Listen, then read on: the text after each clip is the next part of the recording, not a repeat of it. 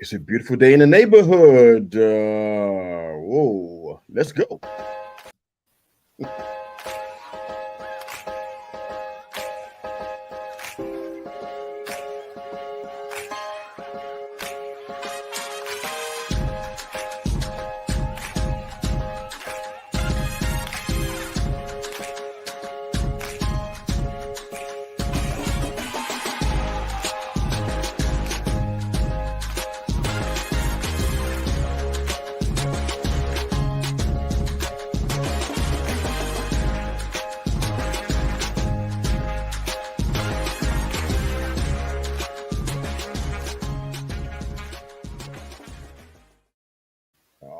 Oh yeah. Welcome back to the All Purpose Pod for an All Purpose Life. Wherever you are today and however you're listening today, call me Mr. You, the podcast. We thank you again for making us a small part of your morning, your day, and your week. We're your weekly mirror check before you go change the world, baby. You can find us on Facebook, Instagram, YouTube, and of course, the Twitter. Download, subscribe to They Call Me Mr. You and Football Talk with Bo, wherever you enjoy your podcast listening. What's going on, brother? Good morning. Morning. Man, crazy weekend. Ooh, week 3 is insane. Absolutely. Yes, we still got 2 games tonight. It's insane. Absolutely. This might have been the craziest week so far, maybe. I mean, some of those scores were just nuts. Obviously that Miami score looked more like it was a college game than We're going to have to talk about that. I have a question I think only you can answer. I got a question about that particular thing, but this is usually the week, at least in my assessment over the years, following the sport and of course playing fantasy, where you find out who you are as a team around week 3. You figure out if you're a contender or pretender, if you're going all in, or if you're just kind of just hanging around playing games. You're not really serious about this thing. I think in college and pro, I think we can both say that safely. That's the time you kind of figure your identity out. Or you're going to be running the ball, or you're going to be throwing. You figure that kind of stuff out around week 3, week 4. We have some awesome poll questions already out there on our Twitter feed. I believe it's on our Facebook as well. Is it on Facebook as well? No? It is. Yep. Right. The first poll question is, number 1, what week does Russell Wilson get benched? What week does Russell Wilson get benched? So the funny thing about that is, for whatever reason, Peyton just doesn't like Russ. I don't know what it is. Like, doesn't like him as a football player, but seems like he doesn't like him as a human. And the thing that's funny is his stats haven't been terrible, right? Like, it's not like last year where he was just bad. This year, his stats aren't horrible. They're just not getting wins. Yeah, it's not really totally Wilson's. I hope you can see that. His experience in the game. So that first question is what? You're cutting out. Oh, I know why. Sorry. That first question is what week does Russell Wilson get benched? Second question: does Brandon Staley from the Chargers survive this season? No. I want the people to answer that along with us, man. But we'll come back to that at the end of the show, like we always do. We'll come back to the. We kind of formulated how our shows go every Monday, so we changed some things around. So you see a few changes, but at the end of the day, at the end of the episode, rather, you'll see the poll questions, and we'll answer a lot of your questions that you have in the comment section coming live to us. We do all that stuff at the end of the show, so not a whole lot of comment answering while we're in the show unless it's relevant. But so our poll questions again: what week in the NFL season does Russell Wilson actually get benched? And the second question is, the head coach of the Chargers, Brandon Staley, survive the entire season or not? So we'll talk about that throughout. All right, quick hits from college football. Man, oh man, oh man. I pulled about 5 games I thought were incredible. And I watched 3.5 of them. Okay. The other one I didn't watch, but I looked at Colorado and Oregon, obviously. Yep. Michigan and Rutgers, that's my team, obviously. Iowa and Penn State, only because of former Michigan Wolverine Cade McNamara talking junk about the team on his way out the door, throwing stones and whatnot. We'll come back to that in a second. Ohio State, Notre Dame. I just really thought it would be an upset there. Almost happened. And USC at Arizona State. Let me tell you something. That was a long game. It was late on the East Coast. It was way past the midnight hour. But that game was incredible. But we'll talk about that real shortly. So, where do you want to start? Colorado, Oregon? Yeah, I mean, got to start with Colorado, right? Because they said so. Okay, go ahead. Yeah, I mean, so this didn't go any different than I thought it would go. Okay. The thing is like I said from week one, there was no semblance of a running game, and all they needed was a good defense to figure out the pass game. They had nothing else to offer. And at the end of the first half, they had negative 33 rush yards. So they weren't in that game from the very beginning. Now, they were able to finally get some rush yards late, but that was mostly because of garbage time, right? Oregon has, guys that are working the concession stands in there by the end. And so, and they, even with that, they still only put up, roughly 50 yards rushing, something like that. So, but yeah, I mean, that's going to be the thing when they face these good teams.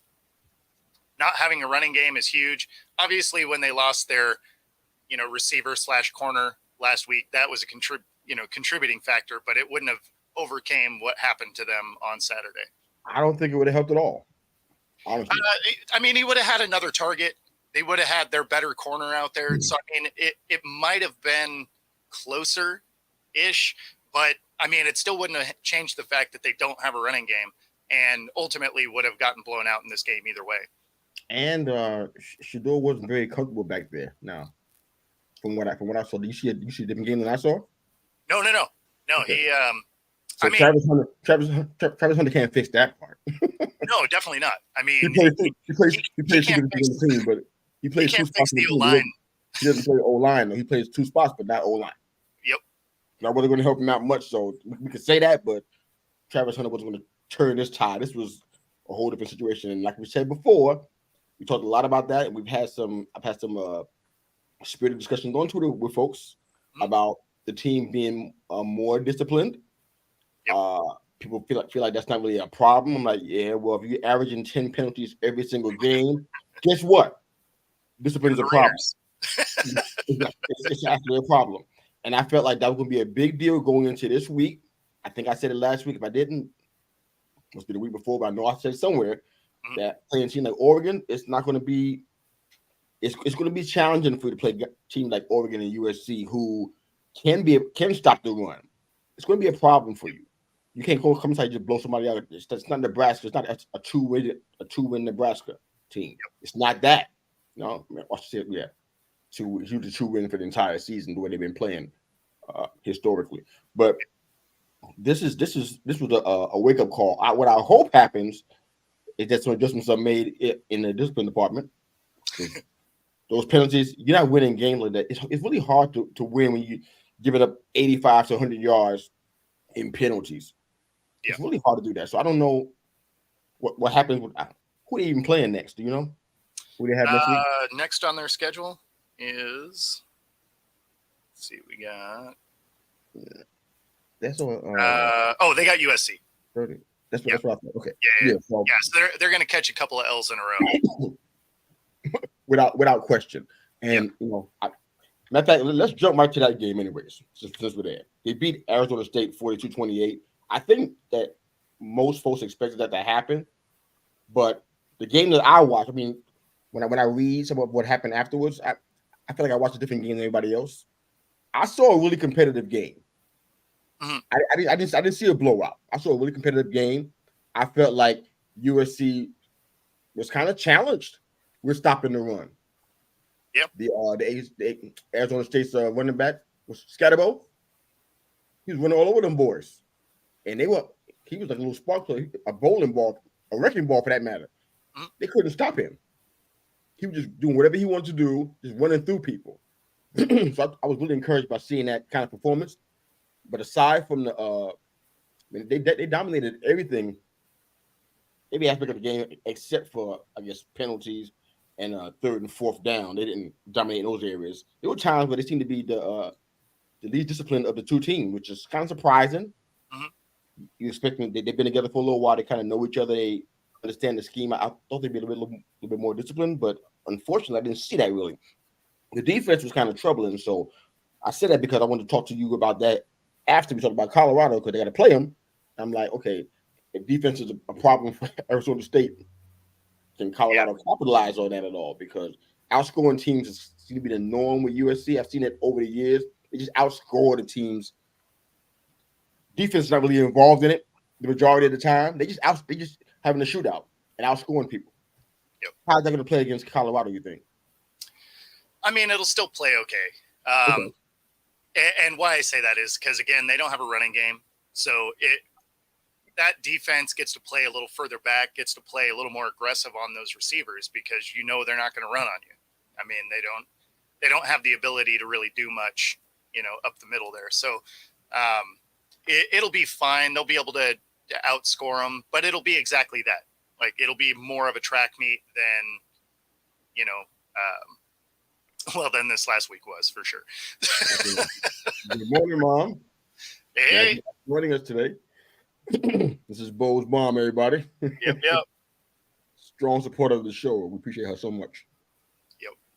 I have much to say about Michigan and Rutgers. I can talk about the nuances of the game and all that happened, but honestly, it was what it always has been against Rutgers.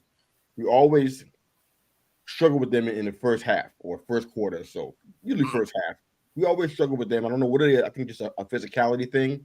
They always just match us blow for blow. They scored first, drew blood first, and we kind of came back and then tacked on a field goal as well. And we kind of just battle back and forth. They're always a tough team to play. Yep. I think at the end of the day, though, our defense just roughed them up. We took the wind out of their sails with the defense, and I don't know if we're the best defense in the country, but we got to be pretty close to it because we're playing excellent ball back there. So I'm pretty encouraged by that. I mean, 31-7. It seemed like it was a blowout. It feels that way from the numbers, but in the trenches, it was a really, really tough game, man. Mm-hmm. You missed that one, right? You didn't get a chance to see it? Yeah, I didn't see that one. I didn't see a lot of college this weekend. I was busy on Saturday, but I did catch parts of the Colorado game and parts of the Notre Dame, Ohio State, and of course the Washington Cal game. That one there was funny because that score doesn't read the same as the stat line. So the score is impressive, right? They were up 45 to what I think it was like 14 or something like that at half, or 12. That's what it was. 45 to 12 at half, right? Like they were beating the brakes off them. But then when you look at the stat line, Cal had 363 in the air, 139 on the ground, and Washington had 389 in the air and 140 on the ground. So, I mean, it was very balanced when it comes to that. Time of possession was 29:50 to 30:10, right? Like what's that saying about the defense? Huh? What happened to the defense in this game? Well, I think some of it is they had 9 penalties for 83 yards. So I think that helped them sustain some drives. They threw an interception, and they weren't the most efficient on third down or anything. But and they actually had fewer first downs than Cal. But man, it ended up 59-32. So I mean, oh my goodness. Sometimes those yards just end up in the end zone, and sometimes they don't. Yeah, Penix was incredible, man. He had over 300 yards, 4 TDs. He had one pick, but I mean his passer rating was incredible. You don't see 222 very often. Not at all.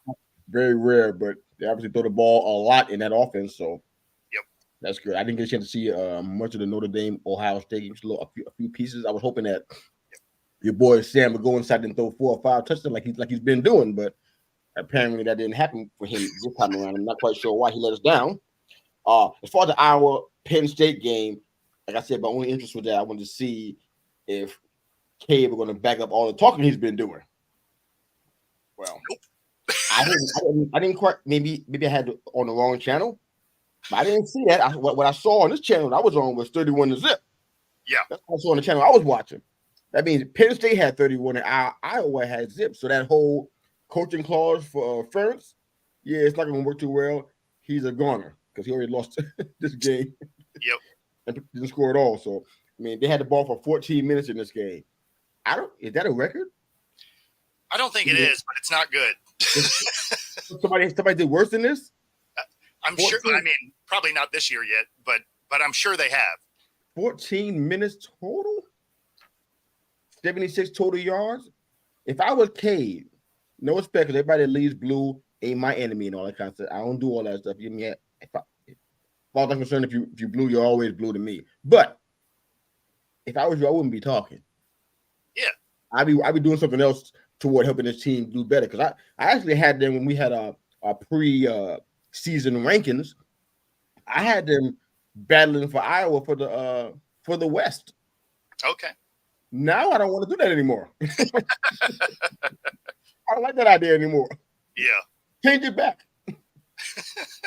Oh my goodness. That one's a game I didn't get to see. I just saw the score on the ticker. I was just like, I'm not telling you to go back and look at that. That's not at all what I'm suggesting. Don't bother. There's nothing to see when somebody's getting blanked. There's really nothing to see there. Yep. That almost happened many times this week in the NFL as well, almost. But yo, man, let's go to our power rankings, man. I'm excited about this. Yeah. We're gonna do the power rankings earlier in the show rather than late like we did last week, which I didn't think was a good idea. I thought about saying, why we do that? We do it at the beginning of the show. We in week 4, right? We in week 4. Well, yeah. Yeah, headed into week 4. Well, Monday. So this would be the week 3 power ranking, really, right? Because you're. Yeah, it is. It is that, but I can't do it at the end of the show. It's crazy. Yeah. We know too much stuff now. We've seen all these games, so we can't do. So now we can do it in the beginning of the show after quick hits. All right. So, how you want to start, man? We did it last time. Go ahead. I'll let you go first on this one. All 10 or just the first one? Let's just do all 10. Oh, brother. He's setting me up for something. I don't like it. All right. All right. What I'm going to do is I'm going to go backwards. All right? Okay. Off number 10. Okay. Well, this is the hardest one. So I'm doing it in reverse. It was the hardest one for me in the whole ranking. Who's number 10? I could have did Cleveland. I could have kept Atlanta there after the last week. Undefeated going into this week. I'm sticking with Jacksonville there. Too much talent to fall out of my top 10 for this week, right? Offensive lapses, without question. Karen Robinson's been suspended for 4 games. He should be back soon, so this is their last chance to stay in the top 10. So Jacksonville's there. Number 9, New Orleans. Offense still working on their timing. They're having a problem scoring touchdowns for some strange reason. I think Carr's still getting used to the offense. They got a lot of talent back there with Rashid and Thomas and Olave, but they're having a hard time scoring touchdowns. Nice. Yeah, I'm not quite sure where the touchdown problem is coming from per se. But just found out that Jay Wood got injured. He's on the IR now, so and it's gonna be a huge blow. Even if Kamara does come back soon, still gonna be a huge blow to the running game, which they definitely need. Yep. The defense is the midseason form, like you said, man. They're holding 10 consecutive opponents to 20 points or fewer, which is like pretty cool. So they're doing a great job there. Number 9. Did I say 9? That was 9. Yeah, what? Why do I have so many teams? They're supposed to be just 10. Uh-oh. You got a problem ready with this ranking. Somebody's about to get cut out of the rankings. Okay. Well, I think what my plan was I would have knocked Jacksonville out and put Detroit in, but that can't happen. So we're scratching that. So Detroit's out of my top 10 for now. So number 8, Green Bay. Okay. Offensive cohesion. I like what's happening. I had them. I think I had them winning the division. I'm not sure how we did the rankings show, but I thought I had them winning the division. But they're missing some key starters like Aaron Jones, some others. Kind of inconsistent in some areas. There's some accuracy issues with Jordan Love, but so far they're still plugging away. They're in my top 10 still, and they're winning games. So we'll see what happens. Number 7, I got Baltimore. They dropped a little bit. Steady dose of the running game for the most part. They outgained the Bengals last week by 133 yards, which is like, ouch. Undefeated leading into this week. lot of reliance on Lamar Jackson though, and him uh, making plays with his legs. I hate that because I think it's a recipe for disaster. Yeah. And wide receivers not making catches, which is why he's making plays with his legs. Yep. Number 6, Buffalo. Defense looked much better. They're pretty wise in taking what Las Vegas gave them. Most efficient win was last week. So number 5, I got KC, and I know it's a blasphemy. I had the Chiefs down that low, but had a gutsy win against Jacksonville. You felt the impact of Kelsey and CJ coming back. Defense made some really good plays, taking pressure off Mahomes. I like it. We're good for now. Philadelphia, number 4. Offense still seem to find itself. So I'm kind of surprised by that. Most of the same players, if not almost all of the same players. So I'm not really understanding what's happening there. The O-line doesn't seem to be on the same page. The secondary is injured. They got some massive losses there, which is going to be a big problem. But Hurts seems out of sync, so I'm not quite sure what's going on. But I'm watching him this week. Miami, Tua seems to be staying healthy. Great field awareness, and he won the game without all his speedsters, which is like, okay. So imagine what he has when they come back. So pretty awesome there. Number 2, I got Dallas. I couldn't give him the number 1 spot. They had the best scoring margin since the NFL began. 60 points in 2 games. Yep. That's historic. Stellar defense, man, can't complain. They had 7 touchdowns and 7 turnovers, and 1 touchdown. So looking really good. Couldn't give him the top spot, reserving that for San Fran. Issue with his secondary health. They're really thin back there. I think a good team can capitalize on that. Could be a big problem down the stretch. C-Mac, man, that man, he gets yards after the tackle. It's ridiculous how he can continue to keep doing that. I think Purdy and the O-line haven't been stellar. No style points really at all there. I kind of wonder if that's a opening for them to get knocked out of the box, because they haven't seen it been past couple of games, at least past few games, really. They haven't seen to solve that issue. He's been under duress a lot and putting the ball in bad places. You can't rely on C-Mac all the time. I mean, if you remember his days in Carolina when he was relied on a lot, guess what happened? He got hurt. Yep. He was hurt every year. So that's my power rankings. What you got, baby? So I'm gonna go first to 10th. So I have the Niners in that top spot. Even with Purdy getting even with Purdy, getting rushed, and he was a little bit off target yesterday, but he's still commanding this offense. They're still getting through people, no problem. And of course, that defense is that defense. Second, I still have the Eagles at number 2. Although they haven't looked amazing, they're still collecting wins, right? I mean, they're still putting it together there. So until I see a reason to move them, I think that's where they're going to be for now. And then KC moves up a spot. I got them at 3. What? Yeah, I mean, it was a solid win this weekend. So I give them credit. They're kind of coming back into form a little bit. The Dolphins move up 1. I have them at 4.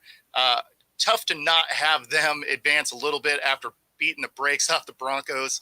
Man, 70 points is no joke. This is the week 3 power ranking. You can't put that game in there. That changes the whole rankings. This is before that. No, that's week 3. Oh man, that was week 3, right? This whole ranking is put a pipe bomb to this whole ranking. It's just over there. I was wondering why you had the Cowboys so high, because now I have the Cowboys.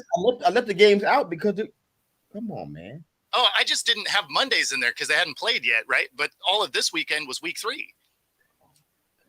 So I have the Cowboys there because they lost to a terrible, Arizona team. and they made them look like world beaters. So they look really good, though. They did. I don't know why, but they look great out there. They did. Tremendous. I don't get it exactly. Okay. Well, and I mean, to be fair, Arizona has been in every game. They've just kind of fallen apart in the fourth quarter.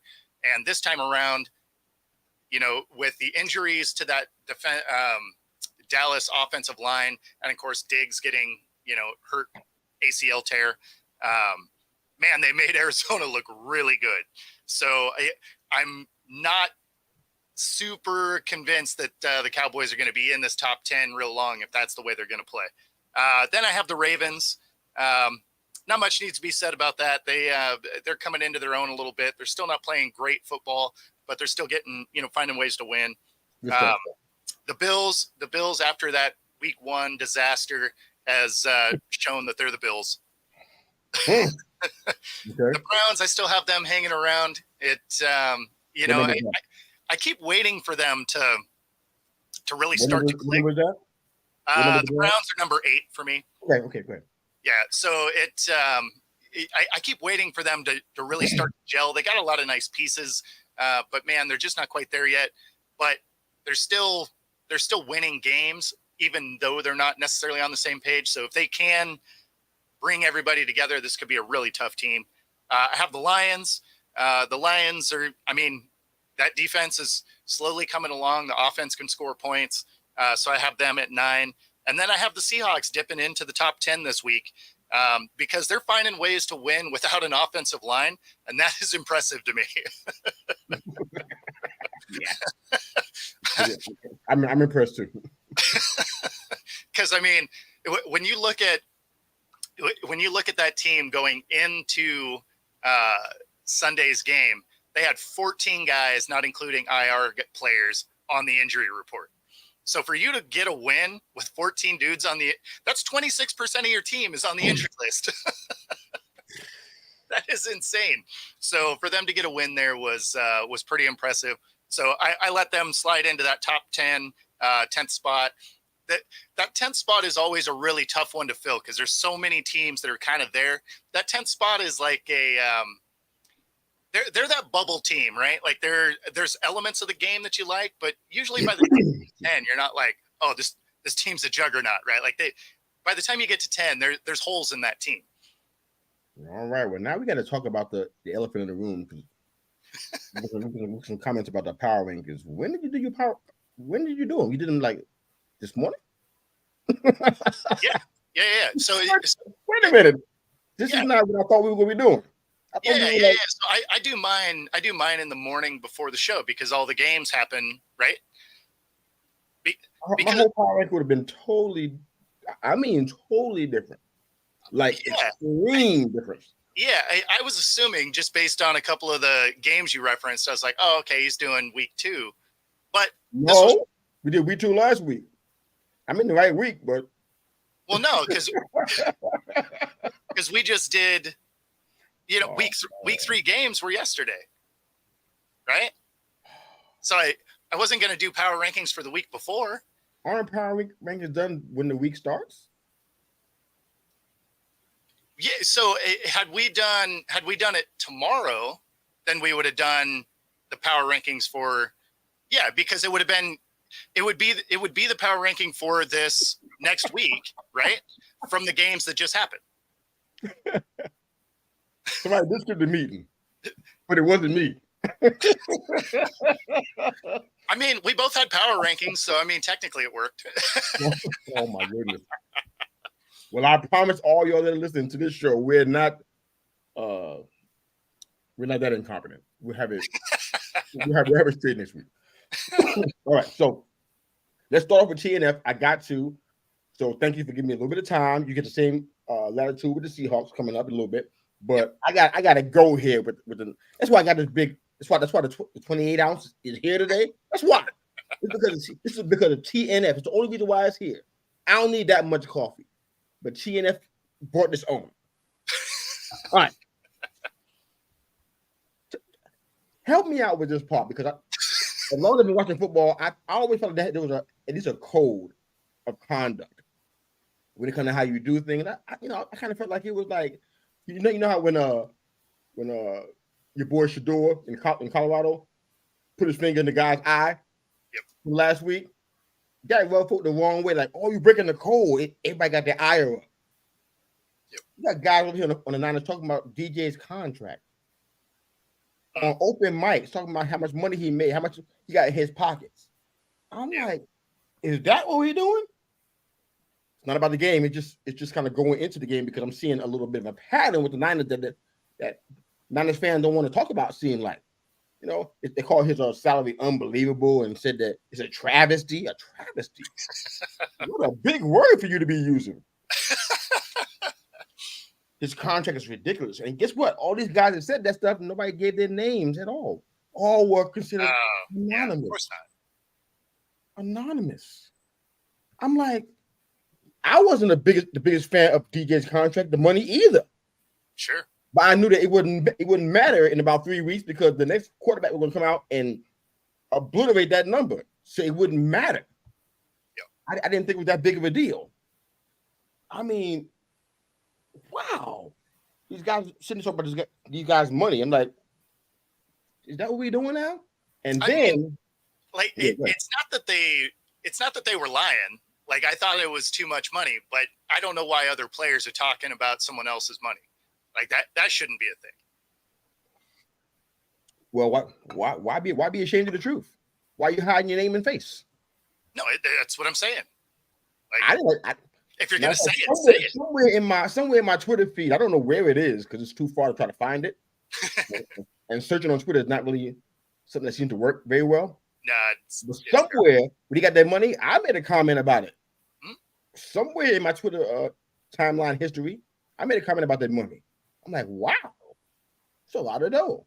I was thinking more like about 35. Yeah, I wasn't in the 40 realm. I wasn't anywhere near that. So I mean, even I had a problem with it. But I mean, come on, why y'all doing that? So I brought it up for a reason because I feel like there's a pattern with this team, and I feel like it's going to be their undoing because you can't keep doing the concept that you've been doing all this time, and that goes for guys like a Dre Greenlaw. That has he put his name and face out there regarding the money, saying he's not a bad player, but if you ain't got nothing else, well, then you got to do what you got to do. They took a chance on him and all. A lot of people make that kind of money that don't deserve it. Okay, all right, cool, fair enough. But these two teams have a history with each other, goes back many years. I thought it was about respect and class, two classy organizations, but apparently we got a little bit of gutter in some of this here. So my mind went back to 2022, an NFC title game versus Philly. They lost 31-7. Yep. That's the 9. These classy guys over here. Brandon Ayuk going on mics saying the Eagles were lucky, extremely lucky to get to the Super Bowl. And that the Niners are hands down the best team in the NFL and stuff like that. Debo Samuels going on CBS with Adam Sheen and Mad Dog Sports Radio, hanging up on him because he has some question about the team, and Brock Purdy getting hurt. And he's hanging up on people, hanging up on CBS. I mean, it's not like CBS is God or anything, but it's like you hung up on CBS. Yeah. Is that classy, professional, or what? Yeah. And then you got guys like Dre Greenlaw talking about somebody's money out here, unsportsmanlike conduct all over the place. Yep. Punching people in the head and trying to punch the ball and punch people's hands, running backs who use their hands to catch passes or hold on to the ball. You punch them in the hands. I mean, I'm starting to get the impression that these guys are not, as classy and professional they make themselves out to be. I mean, Trent Williams is a whole nother story. I mean, there's just people on my Twitter talking about, oh man, the guy the Giant player hit Trent Williams first. I'm like, Trent Williams got a history. This is not like he's not some choir boy. He's been doing stuff for a minute. Yeah. And a lot of times doesn't get caught for it. It's not the first time that he's been out of bounds, so to speak. But I just say all that to say that, it's kind of weird that you would kick somebody when they're down. That's kind of weird to me because in college, I've seen it a lot in college, people running the score and everything. But these guys here, you're going off the field on mic, talking about somebody's money and just disparaging their names. Wow. I think that a line that should be drawn here with this after all this time, all that we've seen throughout history, but apparently that's not the case. Let's talk about the game itself. First thing I saw off the top, really soft spot in the secondary early. I saw it very early. I mean, Wink had the defense ready for the most part. Everybody complained about the tackles, but the tackles was really one of the best things that happened. At least in the first half, they were tackling very efficiently. Had solid coverage. They had a little bit of a pass rush that night in the first half. Again, I thought tackling was excellent. I watched the whole game. I don't know what anybody else saw. They were tackling folks. C-Mac was getting yards after the tackle. I mean, I guess it's a C-Mac thing. I don't know. But we got a makeshift O-line out there, which is like horrible. Thomas was out. We had a guard playing left tackle in Ekadu. We had a left guard in Lemieux that hadn't played since COVID. Had a right guard making his second start. Had an ACL last year in McKethan. I like him over Glowinski, but that's just my personal preference. Got a rookie in Schmitz, which I think is a fantastic. I think we got the center for the future there. I love him. And then we got issues with Neil, right tackle who needs to have anything past a two-step drop. He needs some help from somebody, So there's a lot of bad stuff going on the O-line. Without Barkley there, I saw a whole bunch of issues with the run game. I mean, Breida, he's decent, man, but he's not Barkley. You know what I'm saying? And 29 yards is rough. No question, man. I mean, we got beat by the slip screen. Like I don't know how many times that happened, but we had a pass rush, but it was just throwing the ball behind it and getting like 10, 15 yards. It was just happening over and over again. I mean, big games by San Fran, man. They're good at creating space with the play action. Mm-hmm. Offense went to sleep after a while. I think he had 2 yards going in the halftime. 2 yards? Something like that. My grandson can get 2 yards with a blindfold on. Not with that O-line. No Hyatt. I mean, he was there. I mean, he's an elite speed option for us. He was there. He wasn't hurt. Yeah. He was on in 9 play, I think it was. No looks his way, which is very, very weird. They abandoned the run early once again. I haven't been saying that the entire season. Why you keep abandoning the run? That's what you need to be doing, and they keep on getting away from it. I don't get it. Obsessed with this 3-yard stick out. I think they're trying to justify, Danny's contract. Like they're like, okay, we got you to throw the ball, and it's about football. Justify a contract. What they got to do with football? They just paying him for what he's supposedly has done. He's going to do. What they got to do with this? I mean, I don't know, but that's what it seems like outside. Because I mean, you had Saquon. It's like use that dude. you would have won a game. You better run the ball, right? I heard it like about 5 times last night. I was watching I think it was an NFL game day or something. I heard it like 5 times. In this league, you got to run the ball. Why are we exempt from that? I don't understand. We're not. We should be running the ball. I don't care who we got back there. We still got Eric Gray. We should be running the ball. We're not doing that, and I don't understand. Why they keep starting it? You see progress, and they just get away from just run away and go back to passing. And how they use the pass camera, I don't know what's going on with that. Obsessed with this 3-yard stick route. I'm like, that's not going to get us down the field. 2 or 3 yard stick route. It's not working. You gonna get that?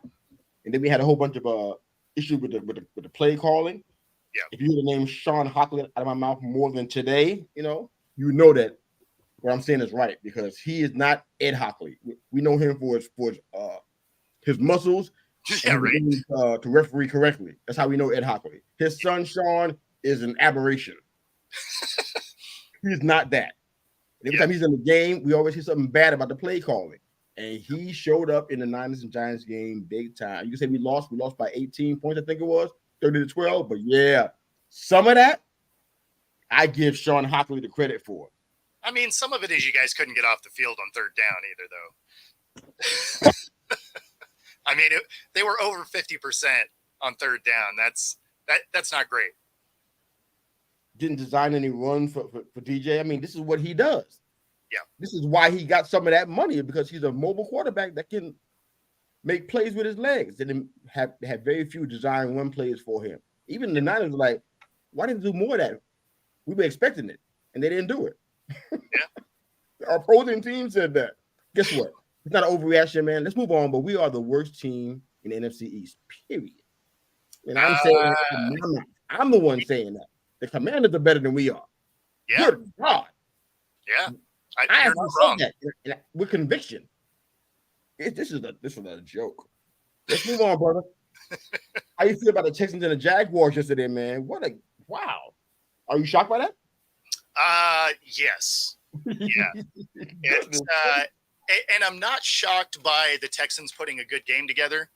Like they've had decent games each week, right? It hasn't necessarily ended in wins, but they've looked like they're getting their pieces to come together. The part that surprised me is how bad Jacksonville has looked.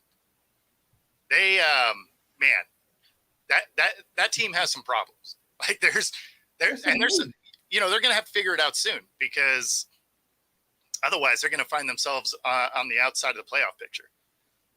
It's amazing to me. They look like a totally different team. It's amazing how, and in some way they remind me of the Eagles, but not exactly, because in the win column. Sure. But the way they ended their season last year, it was like, wow, get ready for them in 2023. Yeah. They're going to come out smoking. That's kind of how we talked about both of those teams. Not coincidentally, Peterson was the coach of the Eagles before he went to the Jaguars. Probably not related at all, but you know, that's what we thought about. And they came out here, it's like the Jaguars trying to find themselves, like, and the Eagles trying to find themselves, like, what happened? Oh yeah, no, I thought they were going to come out smoking, and instead they came out like smokers, like they're like super slow, not able to run. Like it's very weird. And if you're a Jag fan, you got to be worried, because podcast of Tom in said that division is terrible.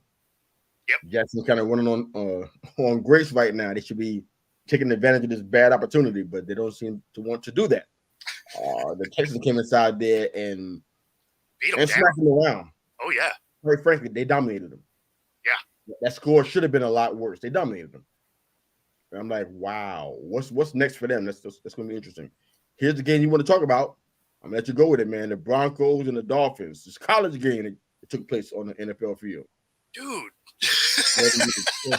Like that's wrong, man. That's wrong. Man, how do you get beat down 70? Really? Holy crap. I mean, to be fair, man, the Giants in week 1 went 40 zip. Happened with the Commanders and the Bills this week. But it felt like, and all the commentators were saying the same thing. They saw that the defense just quit. Yeah. Wow. The Broncos, man, that was supposed to be probably their best asset. The defense, absolutely. Supposed to be. That's what they were saying. Yeah. I mean, it's supposed to be a top 5 defense. They didn't show up last night for sure. Wow. I mean, inexplicable.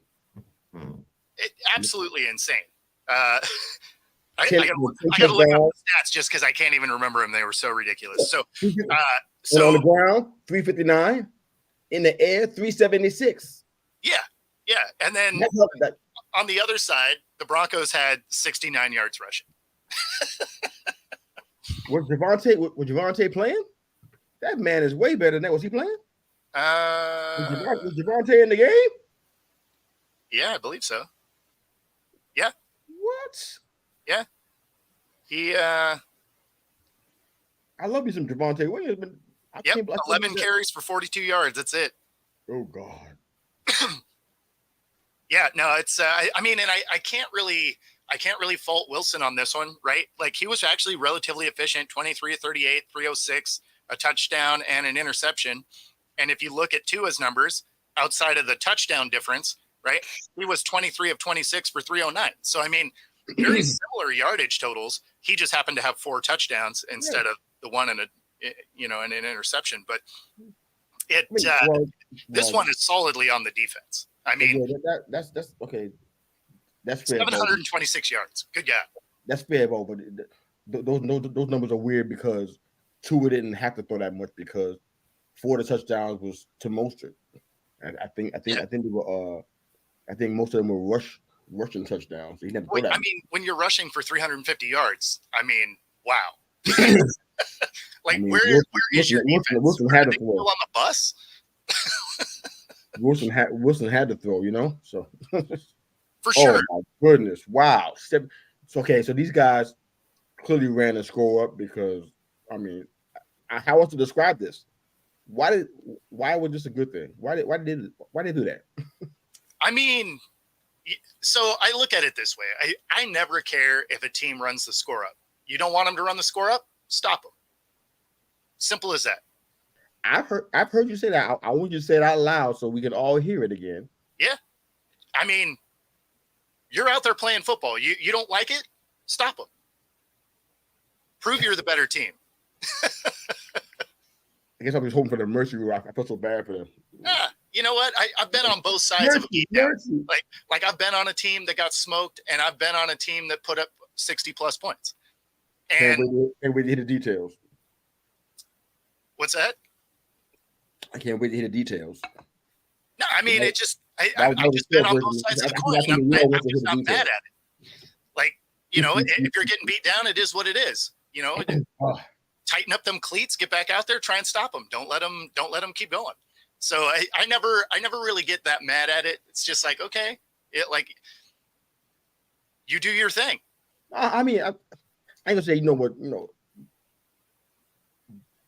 let up off the gas and give him a chance. I'm not saying that, right? Yeah. No, of course. I mean, but 70 points is a whole lot. It's like history. It's historic. Well, it's so like, wow, when you gonna do something? Well, so here's the thing, though, right? It's not like they were going way out of their way to run the score up. They put Mike White out there. He threw the ball twice for 67 yards and a touchdown. That defense didn't even show up. I feel like anybody could have scored on that defense. So, I mean, yeah, somebody's losing their jobs. That's the kind of game that DCs don't come back from. I put it like that. True. Right. Bills and Commanders. OMG. Wow. I had all of these. Now, I got one Commanders. I call him a friend loosely. we used to be friends, and then we had a little disagreement. Now we're not really friends anymore. But anyway, I've heard so many comments about the Commanders about the Giants in Week 1. Sure. I think they won their game, and we didn't win all. We lost 40-0. So they kind of felt like, they want to take some pot shots at us. And I thought about that. I said, wow, Commanders fans, this is your life. When the rain falls, everybody gets wet, baby. Everybody gets wet. Look what scoreless in the fourth quarter. Yep. If it would have been a late field goal, it'd have been 37-0. The Buffalo Bills handled these boys. Oh yeah. You watched that game? I saw parts of it. Anything to talk about there, or besides the fact the Commanders got blown out? I mean, the Commanders didn't do anything. Like there's not a lot to talk about. I mean, they had 230 yards total, something like that. Here's the thing that I'm 1 for 9 on third down.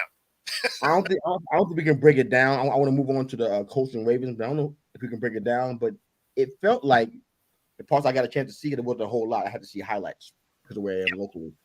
It seemed like Sam Howell was trying to do everything. I mean, he got talent out there to throw to. There's no question about that part.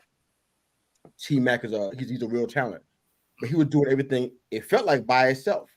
Yeah, escaping out of the pocket, trying to throw over defenders, which turned into an interception. One or two of them.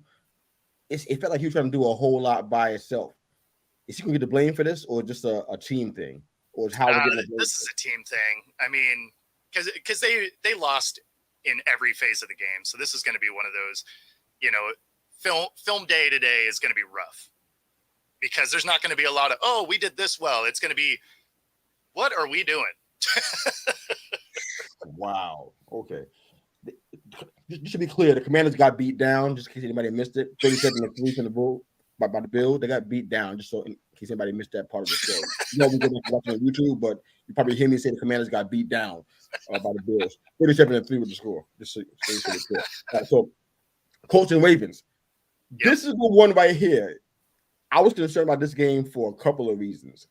Not because of Minshew per se. He overshadowed everything I thought he would do. But I said the Ravens are starting slow. the past 2 weeks. I told you this. I said they starting slow the past 2 weeks.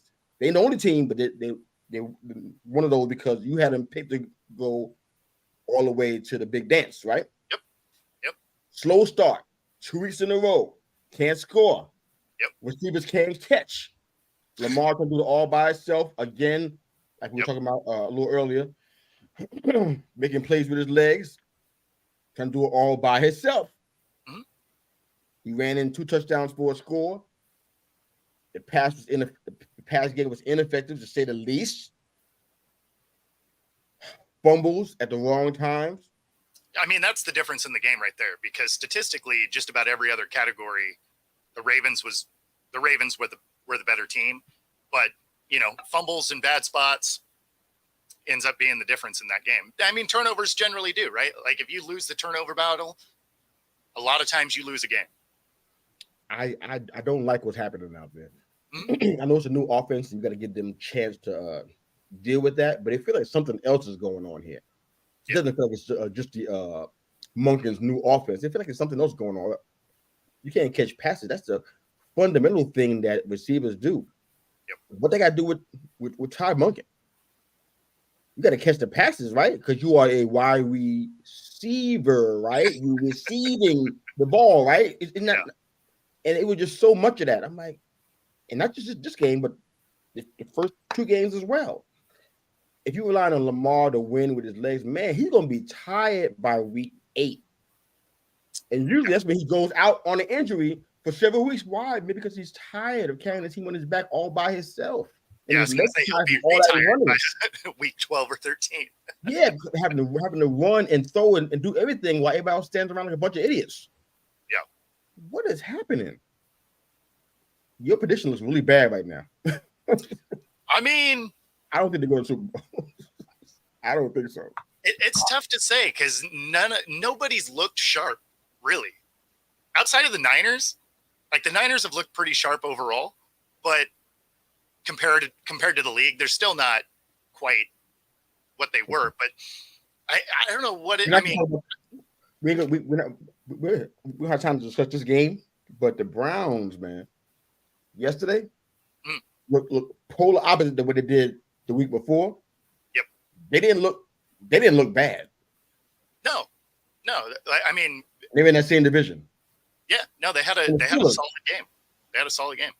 No, I mean, it's again why I don't like the fact that there's no live speed hitting before preseason, and then no starters playing preseason, because we're just watching essentially 3 weeks of pretty ugly football, honestly. Like it's a lot of turnovers, it's a lot of off-target throws. Offensive lines don't seem to be moving together cohesively, really. Like there's a lot of things that I'm not loving about the way that teams get ready for the season now. So yeah, I don't feel good about any team really as it sits right now, because they've all gotten off to really sloppy starts. Fair enough. We don't have time to talk about Saints and Packers, but Derek Carr was injured in the third quarter on a sack by Rashawn Gary. Go Blue. But yeah, that's not a good situation. I don't know what they're gonna do if he's out for any period of time. But we brought in Jameis, and like I said, I don't know what they're gonna do if he's out for any period of time. Yeah. Jameis not giving me any confidence. But I want to talk to Chargers and Vikings real quick as part of one of the poll questions you had. I expected a shootout real quick. We almost run out of time here. We took them to the fourth quarter before they finally got their minds right and begin to try to establish some the run they couldn't establish at all without Eckler. I'm like, yep. Is he the only running back on the whole team? It was really ugly. I felt like now that we're going to hear that sound bite from Brandon Staley at the end of the game about why he did what he did with that coaching move to not punt on their own 24. They had 140 left. Oh, I didn't hear the sound bite. Yeah, his press conference. It was deplorable, but he's saying he was the best thing for the team. A coach would have put their team in the best position to win, right? That would be the whole entire thing that happens, right? Sure. Well, it's 140. They're up by 4, and they're on their own 24. Yep. They decided to go for it rather than to punt. Yep. which has been going. It was going well the entire game based on how Minnesota was playing. So, I mean, it's only dumb if it doesn't work. The analytics would say, you know what, go ahead and punt. It's best for you. Yep. And that's some time off of the clock, especially if they don't return the punt. Vice get the ball back, still down 4. They got to score a touchdown. They can't even do a field goal. So they got to, you're playing, protecting the end zone. Yep. This guy said, I'm going to go for it. And he didn't convert. I mean, they still came away with a win. I know that, but it's not. People are not talking about that. No, I mean, ultimately, again, I think Staley's done before this season's over. He has a history of doing stuff like this. It's like, what is he doing? Yeah, they won, but it was like, wow. You talking about if you believe in luck? I don't believe in luck, but if you believe in luck, this is it. Like, this is the leprechaun showing his head right now. This is it. Yeah. What is going on? But okay, let's go to the Cowboys and the Cardinals. I'm gonna let you have that, brother, so I won't be biased. People won't say, "Oh, it's me against the Cowboys." I'm gonna let you talk about that. I mean, then we got a game to play. So the game was terrible. No, the game we're gonna play after you talk about the Cowboys and the Cardinals. No, that's what I'm saying. I'm saying that game was terrible. The Cowboys made the Cards look like world beaters. Real? Yeah. You got to love every second of this. Really? I don't know what you mean, sir.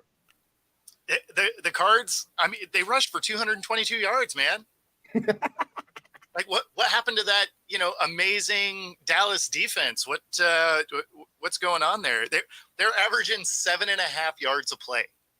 You know how insane that is? That is, it makes no sense. And then of course Dak finally got his first interception of the year. So he, for my prediction, he only needs 14 more. So, yay! But I mean, I got nothing. The Cowboys really just fell apart. They look terrible. Absolutely, Connor was dominating, man. This is the same defense I was saying was past 2 weeks. They look fantastic. Yep. They look fast. They were getting to the ball. They were pressuring. They were tackling. They looked great until yesterday. They did lose Diggs for the season, right? They lose Diggs. One player. What else? Okay, go ahead. What else? Well, and then they had 3 of their offensive linemen hurt. So they had a tackle, a guard, and the center. So you're not going to get the same protection. What's that?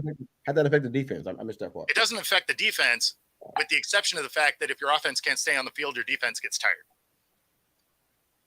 Oh, Cowboys apologize after here today, huh? Oh, wow. No. I mean, they caught a fat L against a team that isn't supposed to win. so that is still solidly on them. But but they did go into that game with some key guys that were hurt. Okay. So let me ask this one question, and then we'll go ahead and get off of this and get to our game. Yep. Get into our poll question and comments, and we'll go ahead and end the show. So I have one more question. You're talking about the old line. You said that many guys are hurt. I didn't know that because I didn't pay attention to those things because I don't care. Yep.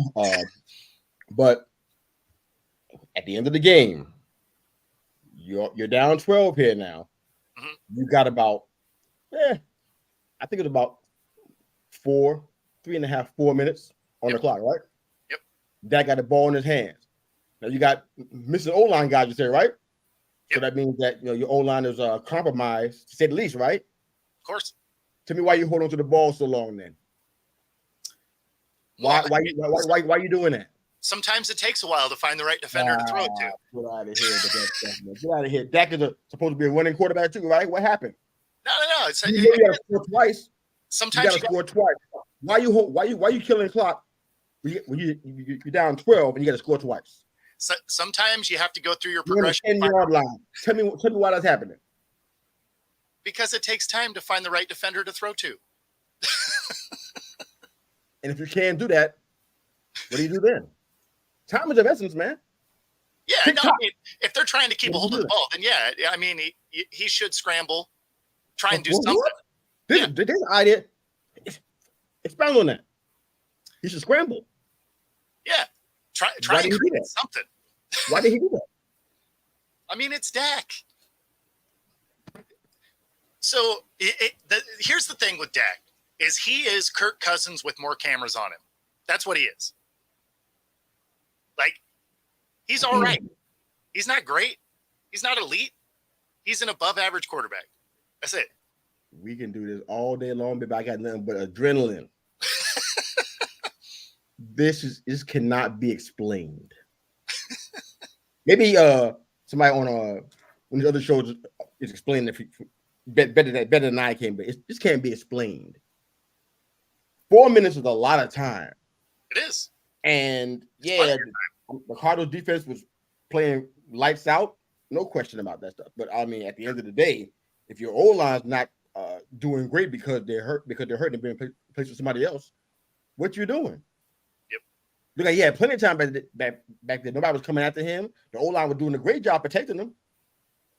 You couldn't find anything open. The thing that's funny is, what do you do? If the Seahawks have shown anything, like if you watched that game at all, I don't know if you got to see it in your market, but pieces of the highlights. I couldn't see the whole thing. So one of the plays, they had Geno back, and he had two tight ends lined up right next to him in the shotgun and a running back behind him.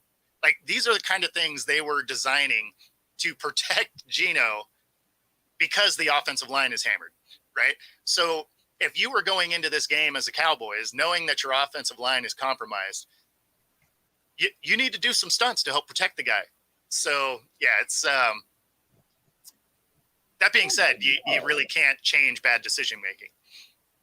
Unbelievable. I'm not getting it. All right, well, ready for a game, brother? Let's do it. Let's go. All right. Contender or pretender? I'm giving you 14 teams. You can only pick 7. I'll folks that are listening in the comment section. You guys can play along. 14 teams, only 7 can be contenders, and 7 have to be pretenders. No exclusions, all right? So you only got room for 7 contenders and 7 pretenders, all right? Ready to roll? Yep. All right. Packers, contender or pretender? Pretender. Vikings, contender or pretender? Man, they shouldn't even be on this list. Definitely a pretender. Because of their record. Okay. Oh, yeah. Seahawks, pretender or contender? So they're a pretender, really. I mean, they're not. Huh? They what? They're a pretender still. Oh. I respect you so much more today. All right, cool.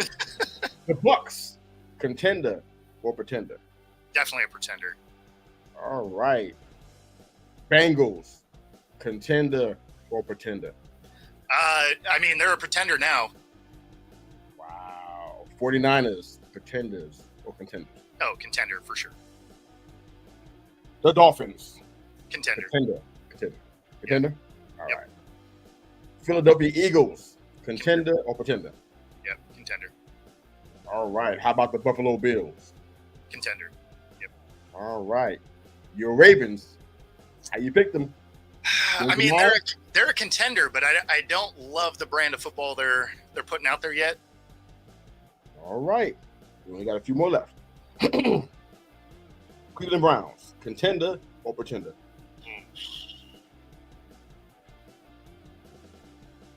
It's hard. That one is hard. Keep track of how many contenders you got now. I wasn't counting. You need to count for it, sir. You only have 7. I wasn't. Where am I at? Right now, you have 5. I have 5. I have 5 contenders. Correct. Okay. 5 contenders and 5 pretenders. Man, that one's tough. I'll go contender. I'll go contender on that. Oh, wow. All right. Cowboys, contender or pretender? Contender. All right, man. You know it's all of them, right? So now you got left with the Chargers and the Lions. Yeah, both are pretenders. They both pretenders? Wow. Yeah. I'm shocked. I thought I had to do the Lions one. I thought I had the thing is the Lions will probably win their division, and they'll be a divisional round exit. Very similar to the Seahawks. They'll get in as a wild card, and then they'll be a divisional round exit most likely. Oh wow! I thought I had you hedging on them Lions, boy. Okay, you shocked me. I like it. Good stuff, man. All right, so just to recap our poll question for today. Well, I had two of them. Bo had a great one also, but they both is. What week does Russell Wilson of the Broncos get benched? What's your prediction on that one? What are you thinking? I can see the schedule. Yeah, so for me, I think if they keep playing the way they are, I think by week 7, you could see him take a seat, especially if they only win. Like if they win 1 or 2 games in that span, there's a real chance that they will try and just do something, right? Because if they are, 1-6 or 2-5, you're as a coach, you just have to try different things, right? So he may be one of those things, even though the biggest problem appears to be the defense, maybe having someone else on the offensive side will get guys to rally a little bit. I don't know. So I think around 7 or 8, if they're still playing terrible, Peyton could have them take a seat. Okay. Well, week 6 and week 8, they're playing the Chiefs. I don't expect them to win either one of those games. Yep. And they got the Packers sandwich in between that. I'm going to say he makes it to the bye week. When is their bye week? Week 9. Okay. Yeah. If you're going to get benched, I don't see him playing the Bills because I just feel like he's going to get walloped. So yeah. I don't know. I'm going with that. I'm not quite sure. I'm just kind of really guessing. Yep. The other poll question was, does Chargers head coach Brandon Staley survive the entire season? I want to look at this schedule too because I think that's going to play a part. Because what I saw last night, I'm like, wow.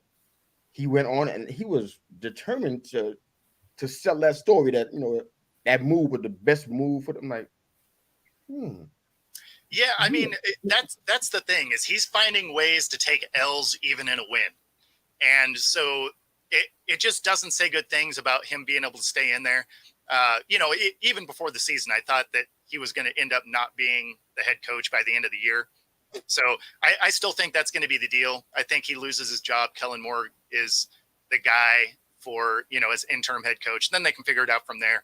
But yeah, Brandon Staley, I don't, and don't get me wrong. I'm not like calling for this guy to get fired or anything like that. That's not what I'm saying. I'm with you. But based on everything we've seen and the way he's wasting Herbert's talent, and just how bad their defense has been, despite the fact that he is a defensive coach, like that was his thing.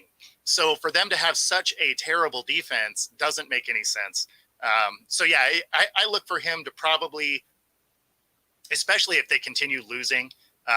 Now, granted, I know they won, but even in a win, they made a lot of bad decisions, so it still didn't look great. I would say that there's a real chance by week 12 he's done.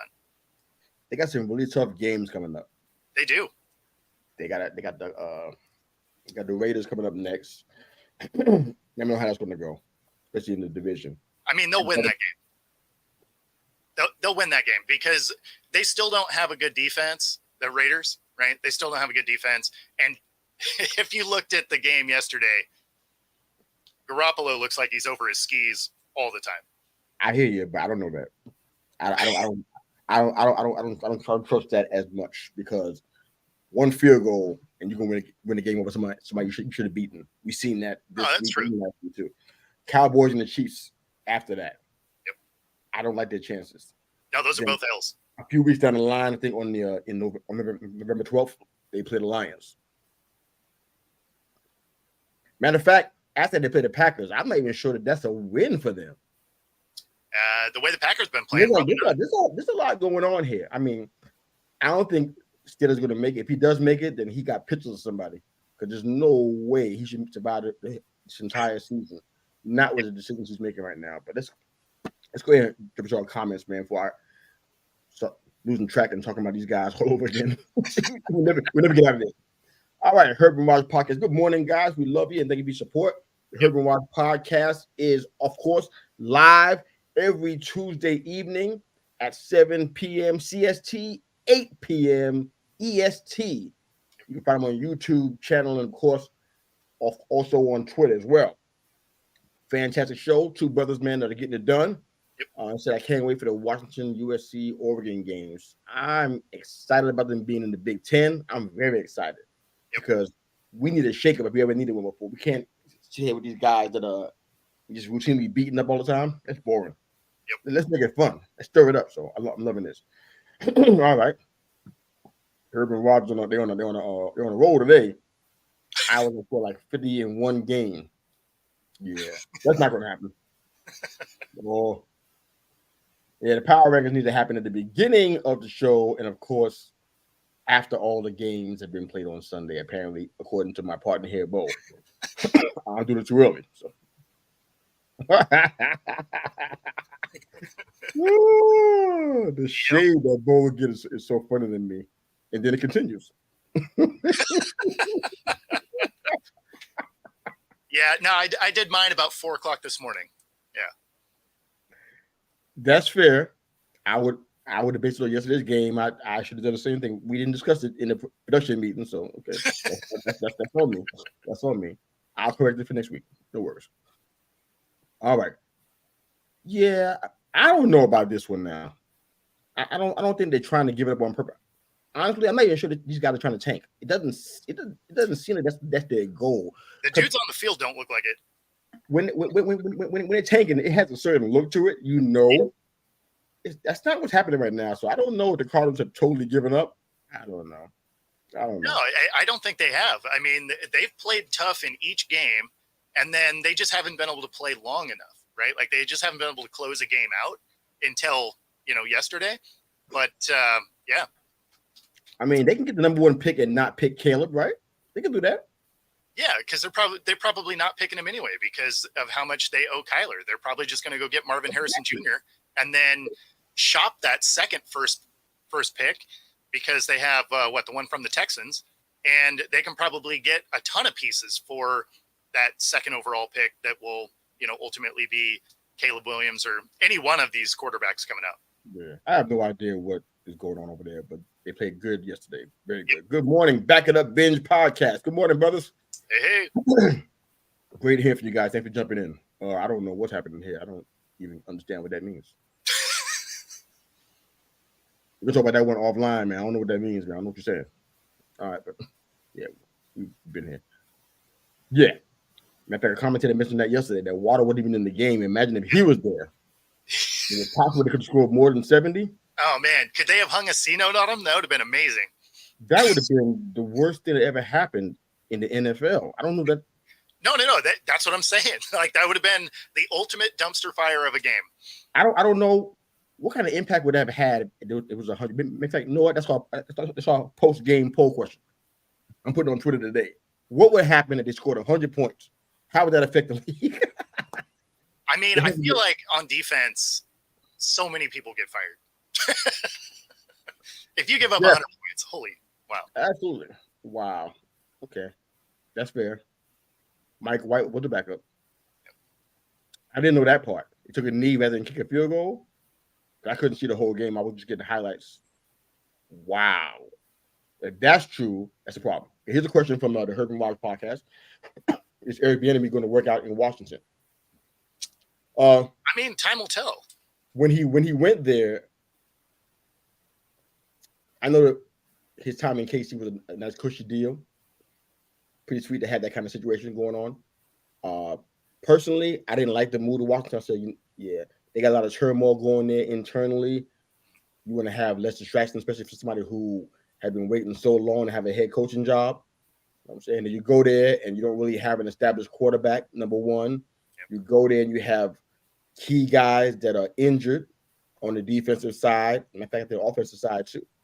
And it's like, I could have picked 3 better spots for him if they would have hired him. It would have been better. Probably even in Jacksonville, it would have been better for him if he had the option there, which I think he did have the option, but they didn't want him or whatever it was. But I don't think it's going to work out long term. I think his name will be moved around in a year or 2, or maybe 3. Personal decision. was the Las Vegas, excuse me, the Chargers, Minnesota worst decision making ever. It was pretty bad. It's in the top 3. Believe that. All right, mom is chiming in. Seems like a lot of coaches maybe not be using their position and people in positions where they will shine. Just observation from a non-pro and non-sports authority. Like us, we're not pro and sports authority either. But mom was right though. Absolutely. Yep. Oh boy. Herb and Wild, you guys are on fire today. I love it. Yep. Our show's going to extra innings. This never happens. All right. Dak beat someone bad to you and can't win the games that matter. Ain't that the truth? Yep. It's the gospel. Reverend Herb is preaching the truth out here right now. Oh. Okay, that's an easy one. Oh. Now you can't pick up somebody's defense. You gotta pick the whole team. Oh my gosh. Do they not play together in the big games? Is that how that works? You get to select a defense from a different team? Okay, I don't know what this comment is about. I'll keep playing him to get some trade value out of him. What were we talking about? I don't know. Who was playing trade value? Was it Russ? Maybe. You would get 0 trade value out of Russ, though. Ain't nobody taking on that contract. He's in the first year of it. It must be talking about Russ. Got to be. Peyton taking a seat. I don't see that happening. Not now. Yep. Staley getting fired. I don't want anybody to get fired, but that brother right there, and it's not because they're my second favorite team in the world. It's not because of that. It's because he need to be fired. Yeah, no, he's trying. He's trying. We love you too, brother, man. This was an awesome show, man. Yep. We love you, Herb and Raj, man. You guys are great. Oh my God. No. I laugh at the Cowboys' misfortune as a general rule. It doesn't matter what's happening. I laugh at. I don't laugh at people's like Diggs injury. I'm not posting, doing memes on that. That's not my style. That's not who I am. If you see it on my page, I've been hacked. I'm never gonna do that. But I laugh at their general misfortune, and that was funny because we handled the Cardinals. Hmm? The Cardinals handled the Cowboys. What's that mean? You tell me. Okay. Yeah, again, he doesn't have any trade value. If he plays terrible and his contract is so big, ain't nobody going to want that. So you're telling me right now that there's nobody? I challenge you to put that on your Twitter page and tell me how it turns out. That there's no place Russ can go and thrive right now, money-wise and everything. There's nowhere that he can go. There's no one that's going to want his contract currently. Yeah. I would absolutely stand behind that. Like, his contract is so high and his play has been bad enough that I don't know that anybody would want him, or the ones that would want him wouldn't be able to afford him. Like the Jets, in theory, could use him, right? They need an upgrade at quarterback, but they can't afford him. One, they don't have any trade capital, like draft capital to trade for, and they don't have any room in the cap because they're still paying Rodgers. Talk is cheap. Post on Twitter. Sure. Tag me in it and ask that question. Is there any place that Russell Wilson can go where he'll thrive, or however you want to word it? I want to, please tag me. I want to see the results of this, because they got to be somewhere. Yeah. If that was it, because Peyton's not going to bench him, which I'm sure is going to happen at some point in time soon, and keep him on a team. I don't see that. Well, the dead cap would be so high that he's on this team this year, no matter what. Yeah, this year that's not what we're talking about. We're talking about period. Like him being traded. Well, I mean, they're talking about trades. So I mean, the trade deadline is what, week 8. No. So I mean, no, not now. I'm talking about probably even on draft day. Oh, okay. Okay. Yeah, I mean, you bench Russ. You bench Russ. You trying to find a QB in the draft for sure. You got to be right. Sure. So what happens to Russ? You can't have him at the third string. And you got to get rid of him. So do the poll, but I know. There's a few spots where he would be perfectly fine, and it'd be better than this spot. Yeah, I'll have to look at what the out is for next year for them. Yeah, it's ugly, but yeah, okay. But let me know how that turned out too. But yeah, great show, man. Appreciate you as always, man. Fantastic. Thanks for tuning in. We almost went. What? Yeah. Wherever you are today, however you're hearing, they call me Mr. You, the podcast. Thanks again for making us a part of your morning, your day, and your week with your weekly mirror check before you change the world. You can find us on Facebook, Instagram, YouTube, and Twitter. Down, subscribe, Football Talk with Bo. Find them on YouTube and on Twitter as well, and on Facebook as well. And they call me Mr. You, the podcast. We thank you again. Have a great day. Live stream. Top guys. Out. Take it easy, guys.